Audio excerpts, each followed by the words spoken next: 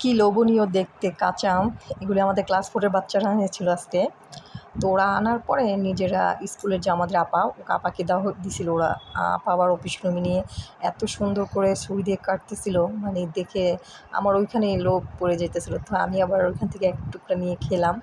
খাওয়ার পরে দেখতেছি যে আমি আমার ক্লাসে চলে গেছি। একটু পরে বাচ্চারা ওরা আমাকে ডেকে আনলো। ডেকে আনার পর দেখতেছি যে এখানে আরও টিচার আছে, সবাই মিলে ওরা কাঁচা আম খাইতেছে। তো ওরা বলতেছে, সাথী মিস আপনি না খেলে আমাদের খাওয়া হবে না। তো আমি মজা করে খাইতেছিলাম। এই আমটা এই এই আমটা একটু টক কম ছিল, হালকা হালকা মিষ্টি ছিল। এত মজা ছিল, আমি যে এখন এডিট করতেছিলাম আমার নিজের মানে জিহ্বা দিয়ে এখনও পানি পড়তেছে। খুবই লোভনীয় ছিল।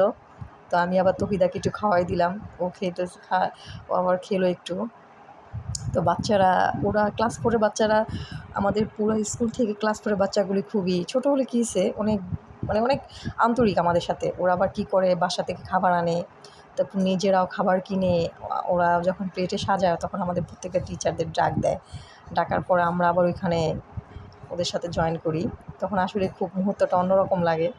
তো এখানে সিনিয়র আপু, মনির আপু নিয়ে আসছে, তো ওনাকে এক টুকরা দিলাম। তো আপু আবার খেতে চাইছিল না, কারণ উনি সকালে তো নাস্তা করেনি, যার জন্য উনি না খাওয়ার জন্য নিয়ে আবার আমার হাতে দিয়ে দিল।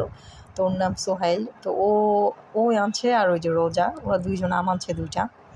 তো ওদের কাছ থেকে খেলাম। খাওয়ার পর ওদের মন্তব্য জানতে চাইলাম। তো ওরা দুষ্টামি করতেছে, তো ওদের সাথে আমিও দুষ্টামি করতেছিলাম। তো বাচ্চারা ওরা বলতেছে যে আমি কী ব্যাপার ছিল, আমটা এত মজা, কোথা থেকে আনছো? তো বলতেছে চুরি করে আনছি। তো আমি কোথা থেকে চুরি করছো?